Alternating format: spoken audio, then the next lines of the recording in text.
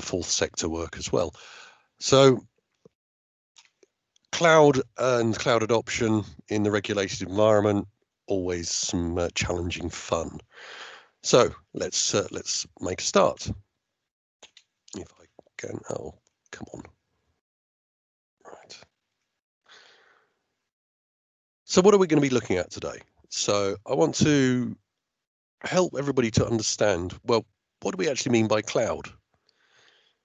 What features and things do we need to have in place? What capabilities do we need from an organizational standpoint that will enable us to adopt cloud safely?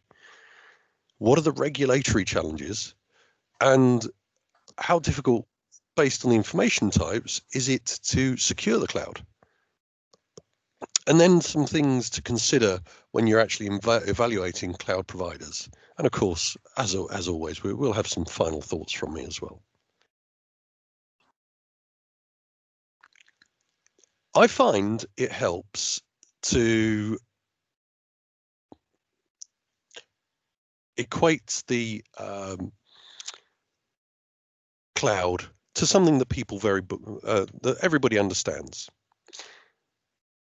If you consider when you buy a car or when you own a car, all the things that you have to do.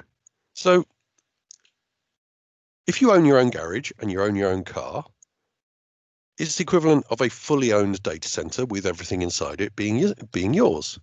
So as a consumer, you are accountable for all of the support costs, in this case, driver, tolls, fuel, charges, all of the hosting costs, road tax, insurance, consumables, servicing, etc.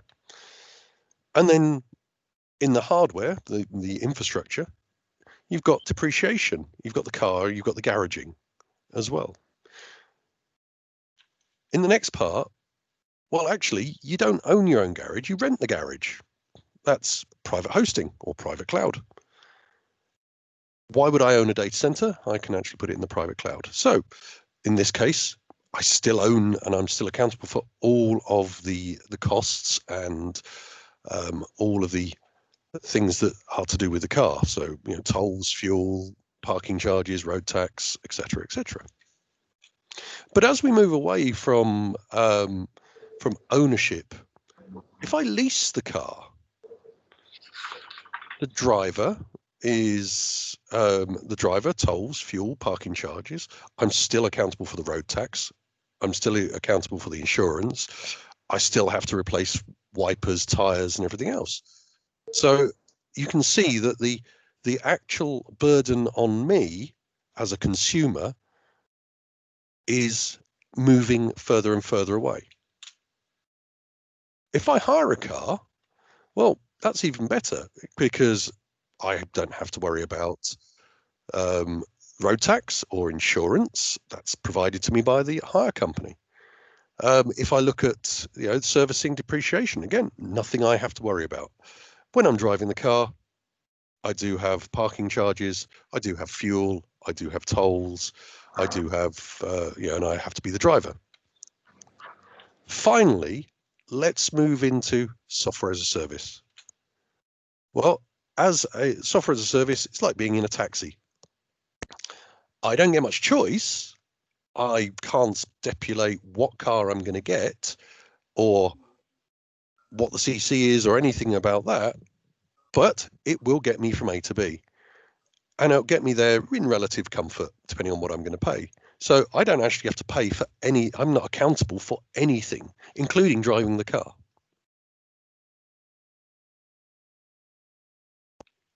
What that equates to is our traditional security approach on the left-hand side, where everything is owned by your organization and controlled by your organization. That's your sort of moat and castle type of security approach. At the other end, you've got to move further and further away into actually focus on data-centric security and actually look at how do we secure the data wherever it is and move away from having to worry about actually this data is in a secure box. It doesn't matter where it is as long as the data itself is secure. So let's look at the cloud hosting and hosting options. You'll see in the bottom left-hand corner where the responsibilities are. With cloud, you often get a split responsibility model. So again, a fully owned data center, we are responsible for everything. We are responsible for the business users, the privileged user access, application maintenance, application support, licenses, operating system, hardware, air conditioning, physical security, and actually maintaining the land in the building. If we outsource data centers, which a lot of people do, we don't worry about the land in the building or air conditioning or the physical security. That's part of the contract. But we're still accountable for all of the sort of things that consume that space.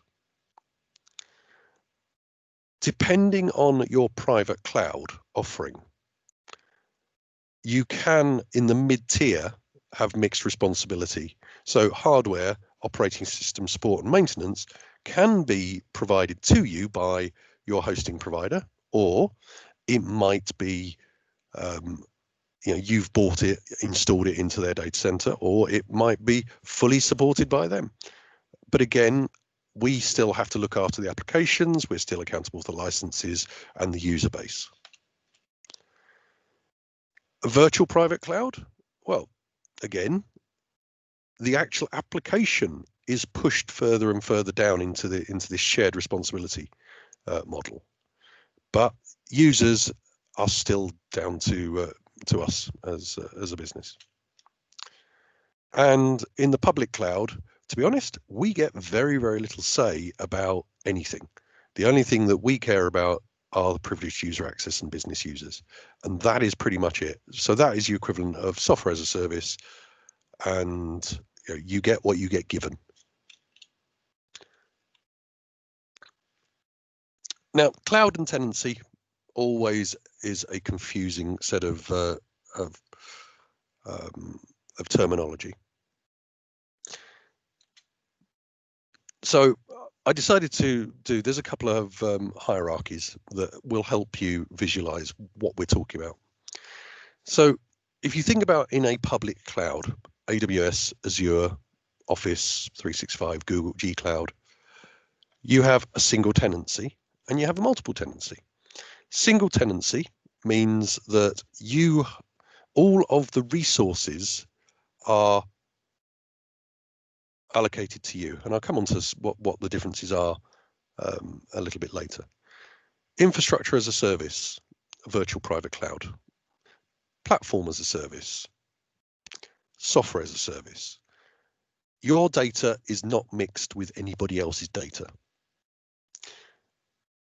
You then have multi-tenancy. Again, you can have multi-tenancy infrastructure as a service, multi-tenancy platform as a service, and multi-tenancy software as a service. You need to consider which of those options is appropriate to you.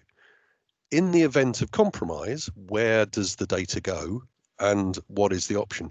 If your data is in a database and it's alongside somebody else's data and that database gets compromised, what's the impact on your organization?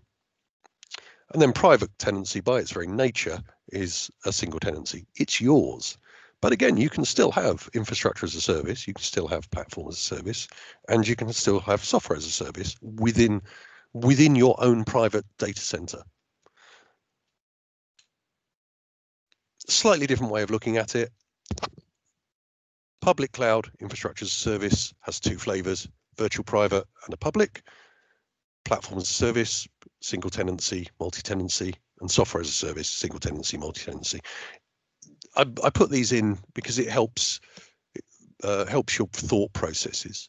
But again, private cloud, infrastructure, platform, software as a service, all have single tenancy in the private cloud. So let's take a look at what we mean by the tenancies and how they compare against each other. So on the left, we have single tenancy.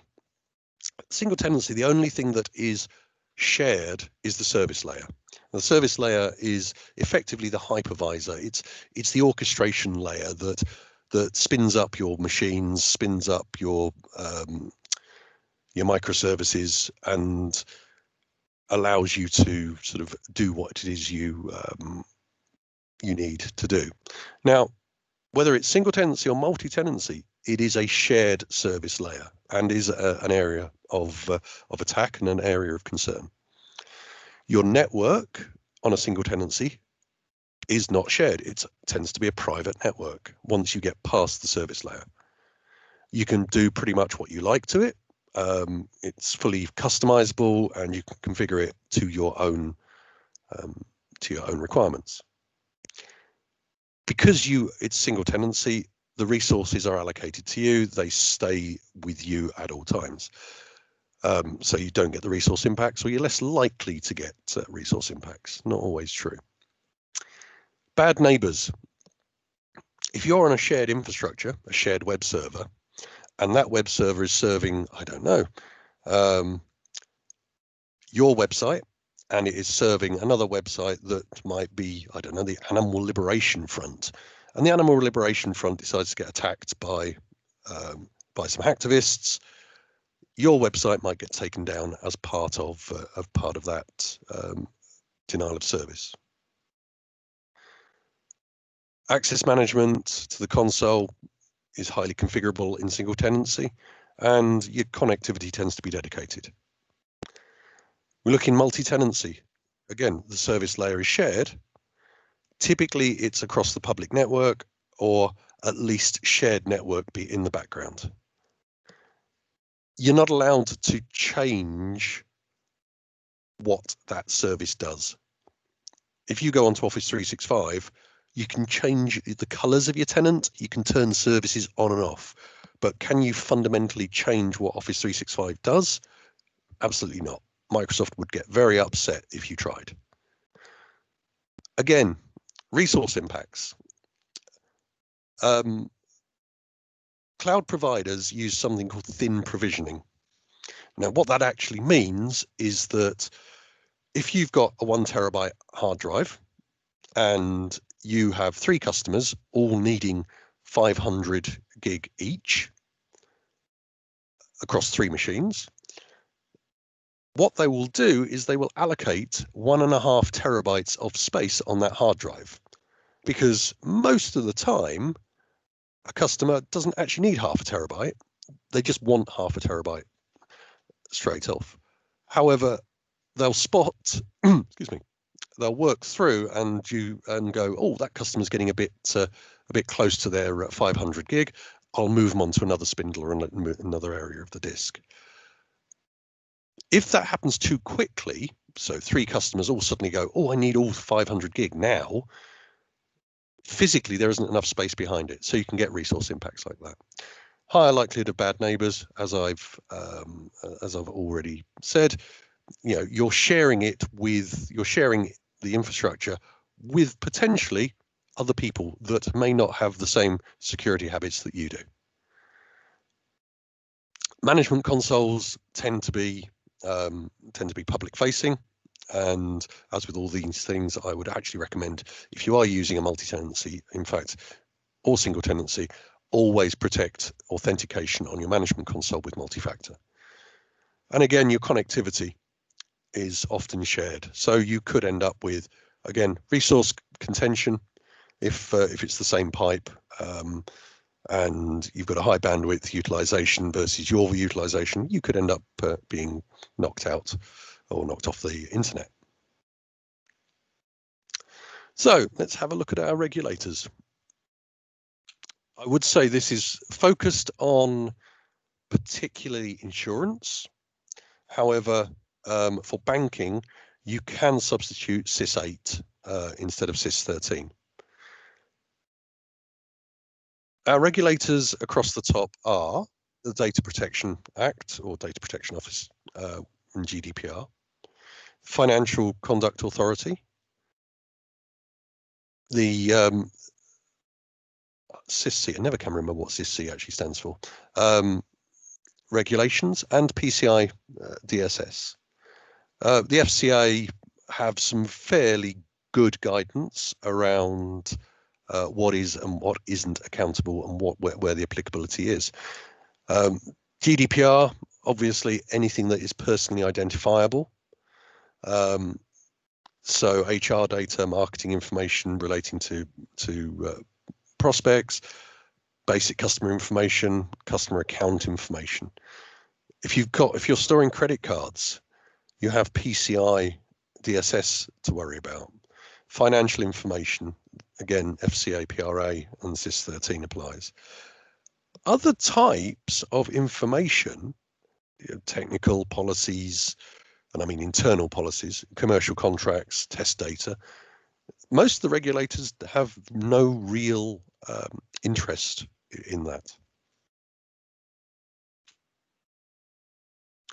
So what do we need in place that will ease our transition into the cloud? Well, the first thing we need to consider is that we have reusable capabilities and services that can be consumed by cloud services.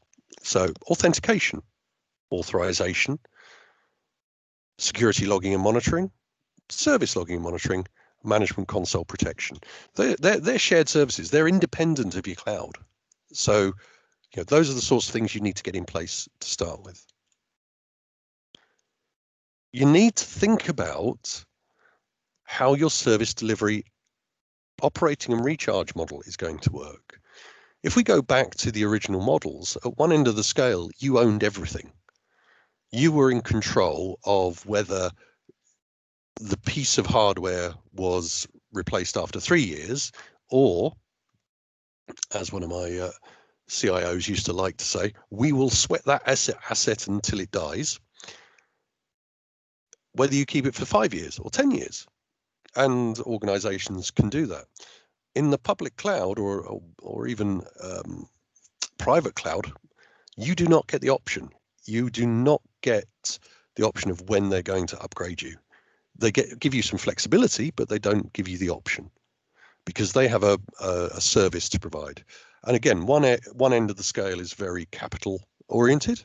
The other end is very is a consumption model. So it tends to be on the revenue side of the coin. And it, again, whatever works. You need to have the right controls in place to stop spinning up things that are going to be really, really expensive for you and avoid excessive charging.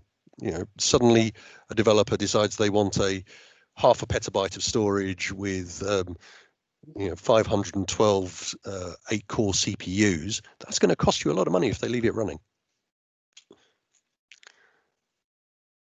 You also need to understand the regulatory frameworks. I've tried to list a number of them here. FCA originally had cloud guidance, FG 16/5, which tells you both the technical and the contractual controls that you need to have. The FCA SIS 13 handbook tells you, again, at a higher level, what sort of things need to be in place. EIOPA is a new set of regulations that have been adopted by the FCA for banking and are expected to be adopted into regulation for insurance during 2020, if they haven't already. The Data Protection Act, GDPR regulations, they have guidance as well. PCI DSS, they view cloud computing as third party. So it's third party security assurance to focus on the confidentiality of credit card numbers. So let's have a look at cloud and risks. I'm going to make some sweeping assumptions, otherwise the analysis gets very, very messy. If we are going to buy a SaaS solution, software as a service, we will stipulate that it has to be compliant with any regulatory requirements. I'm going to assume that platform as a service will always require some integration, and that the key supporting services that I've already alluded to are actually in place. So external authentication, SIEM, business logging are already there.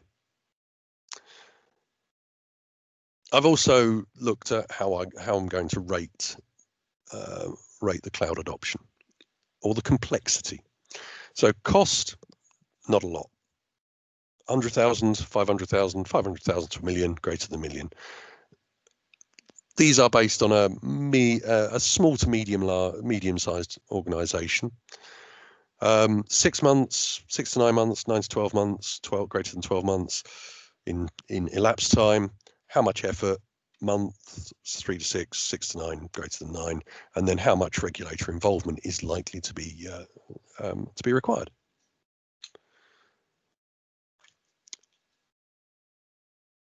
So let's have a look.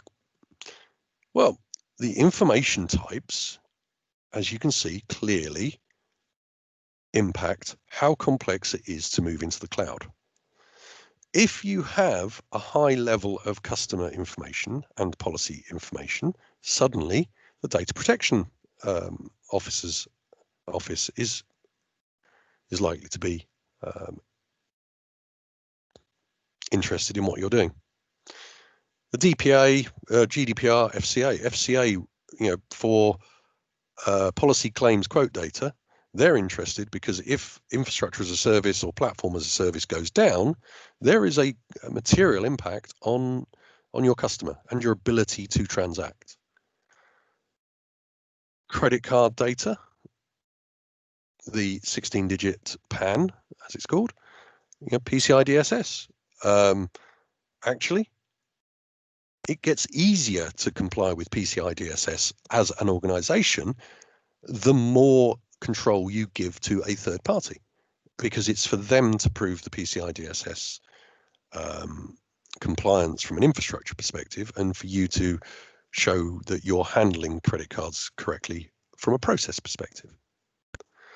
HR data, again, if the HR data is being stored in a software as a service offering by a third party, the actual complexity and impacts are quite reasonably low. Marketing information, technical designs and logs, they might be really important to the customer, sorry, to us as a business. But again, if you think about who wants that data and whether the regulator is going to be interested, pretty much no. So as you can see, the types of information that you're going to be putting into the cloud impact how much you have to consider regulatory involvement.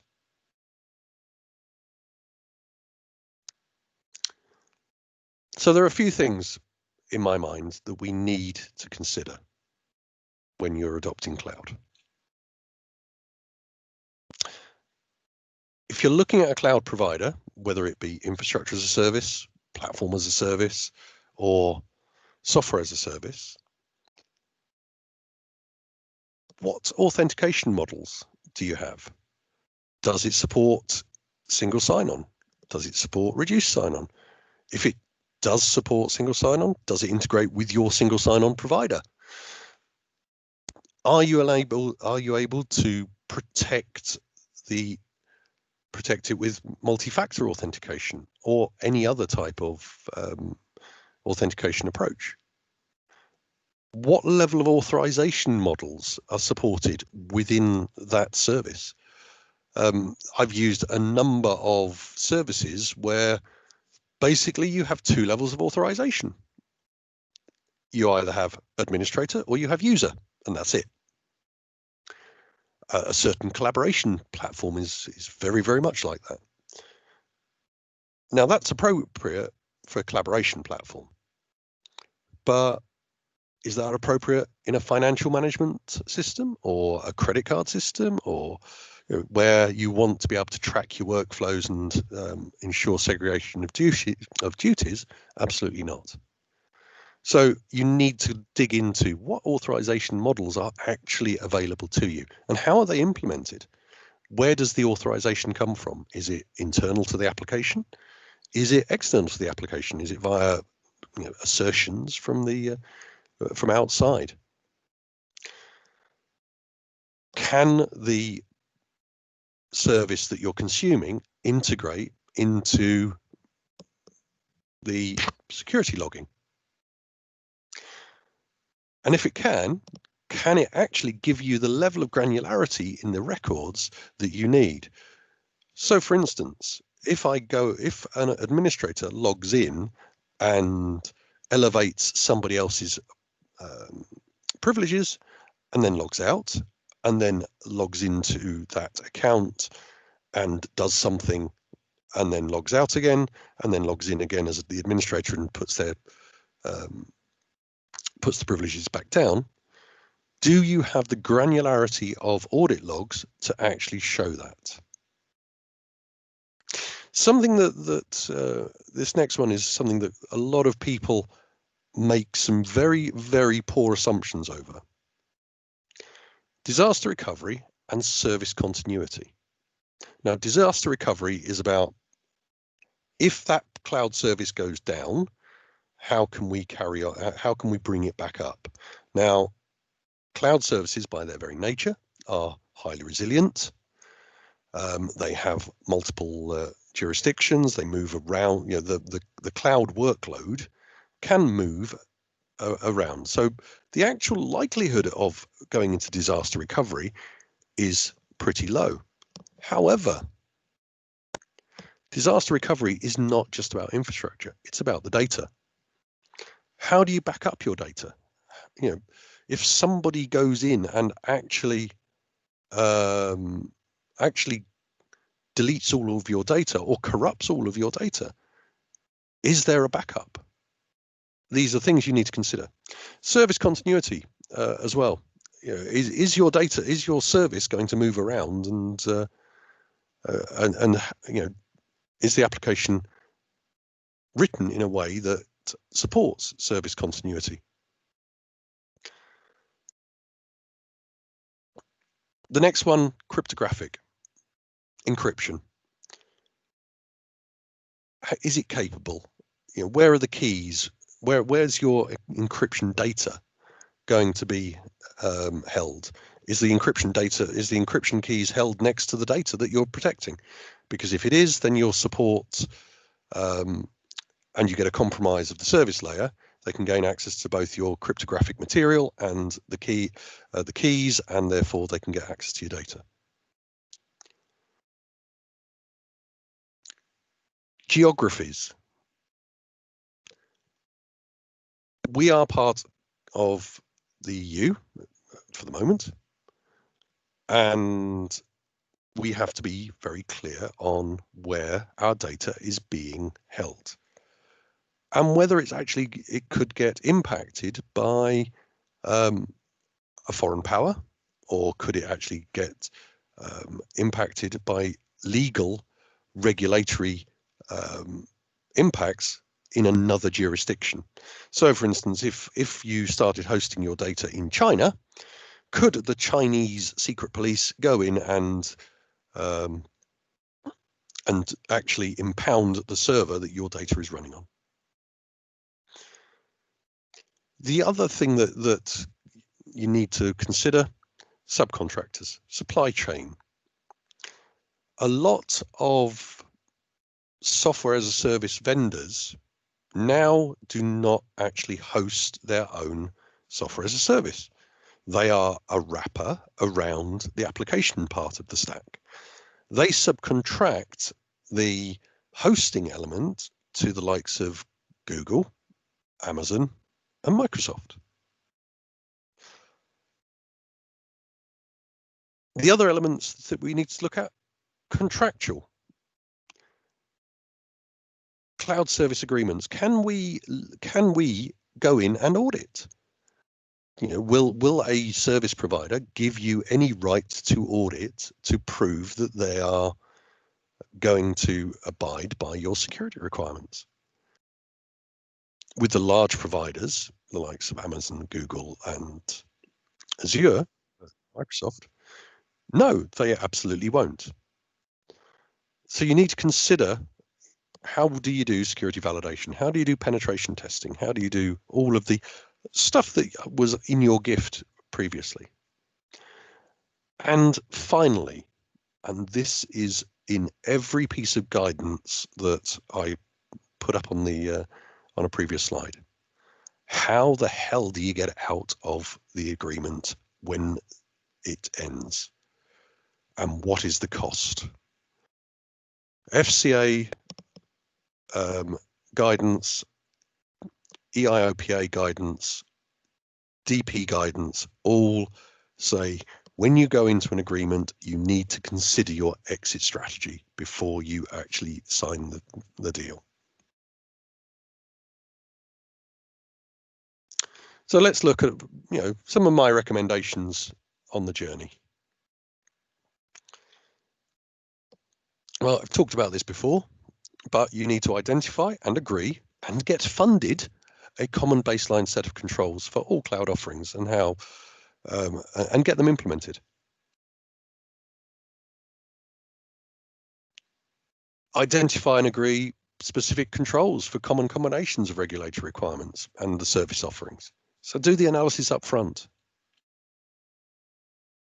Engage all the vendors as you need to and explore the contractual and assurance control requirements. Repeatable processes. Look at your current on-premise security services and look at what they can offer you as you move into a cloud. A lot of on-premise services have actually moved into hybrid cloud, full cloud, leveraging the existing relationships with your security service providers will help the journey. It will cost you money. They do not usually include cloud licenses in the cost of your on-premise offering because, of course, they need to make money themselves. Cloudify, there's a word for the day. You need to review your security policies, your standards, your procurement approach, your contractual requirements and architectural patterns to adopt a shared accountability model. The standard way of doing things where everything was on-prem doesn't work anymore. So you need to go back and actually review all of your artifacts and go, how will we apply this in a pure cloud or a hybrid fashion? And finally, my final thoughts of the day. There is no cloud. It's just somebody else's computer. Thank you very much. Great, thank you. Okay, we'll open up for questions. So there's a couple of options. You can either type your question into the chat box, or you can just come off mute and shout your question out. So it's up to you, really. So if anyone's got any questions, then take it away. You'll have to read them out, Tash, because I can't see the chat box.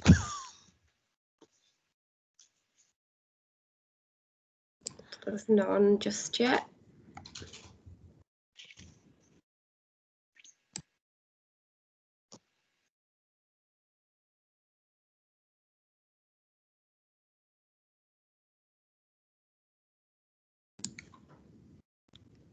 Nope, no questions for anyone.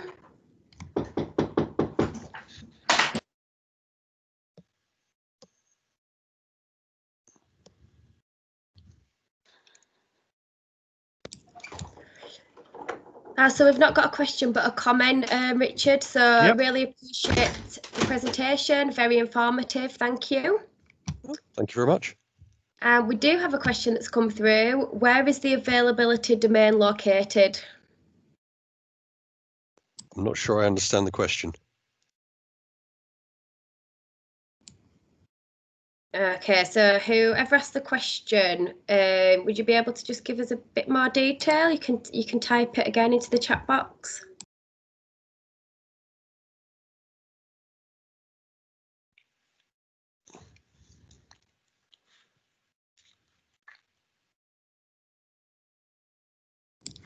If anyone else has got one, just here we go. The region where the data center is located. Okay. So if you actually talk to each of your service providers, they will normally tell you where the availability zones are and where your data centers are located. They don't always give you the exact address, i.e. they won't even tell you that it's, I don't know, third building on the left in Docklands, but they will say, we have a data center located in Manchester, or we've got one in London and it's in this region of London. We've got one in Frankfurt. We've got them in EU, different regions. Often, not always, you can stipulate what regions you are jurisdictionally allowed to operate in and that your data should not go out of. However, one word of warning, I have had experience where a certain large cloud provider did actually lose connectivity to all of their UK-based data centers and flipped over to their American data centers. It was only for a few hours, but from a regulatory point of view, it was a bit of a nightmare.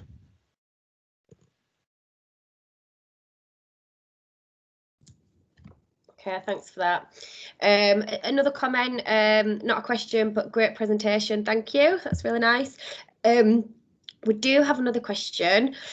How much traction have you had with suppliers, vendors, and bring your own key and SaaS? Oh, software as a service. So, bit of a mixed bag. I will be brutally honest. Suppliers and vendors, depending on the maturity of them in their estate and whether they are a cloud-first organization. Cloud-first organizations tend to have built their offerings from the ground up, and as such have considered things like bring your own key or third-party managed keys or that side of things. Where they have sort of migrated into the cloud themselves, the traction of getting bring your own key is not as good. I'm not going to name names because that just wouldn't be fair. So there is an issue, software as a service needs to mature in this space. Infrastructure service, platform as a service has matured, but yeah, software as a service is very much people have migrated into the cloud from their old on-prem solution and stuck a GUI a WYSI front end on it and not actually considered those elements of it. And often it's on shared resources at the back end as well.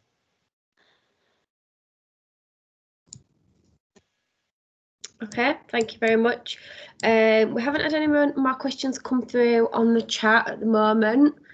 I'll just give another opportunity if anyone does want to come off mute or speak up and ask on the call.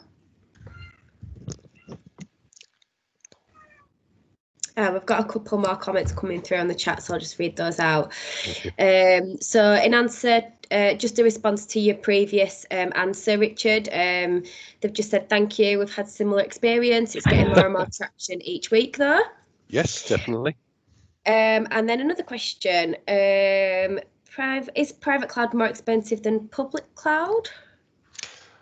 Oh, now that is one that the cloud adopters philosophical debate. I'm going to go with it depends. Here's that for a politician's answer. Public cloud is inherently cheaper because of the shared nature of all the resources. So private cloud, you have dedicated resources, you have dedicated everything. So by its very nature, you're owning the car. But like a car versus a taxi, if you are sharing the resources, you get less control and you get less ability to do things the way that you want to. And if you want to drive 5,000 miles, you wouldn't do it in a taxi. You would buy yourself a car. So again, it depends on what workloads you're putting into it. So that is the best answer I can give. Is really, it does depend on the workloads. It does depend on your security requirements as well, because you can secure public cloud and you can secure public shared resources, but it can get very expensive very quickly.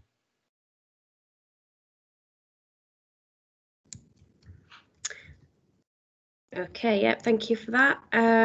Any more questions?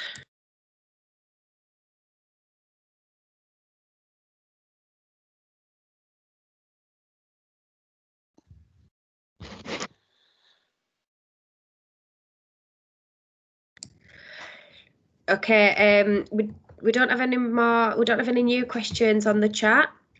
Okay. So Richard, thank you very much for that. And I think we'll wrap it up there. So thank you everyone for attending as well.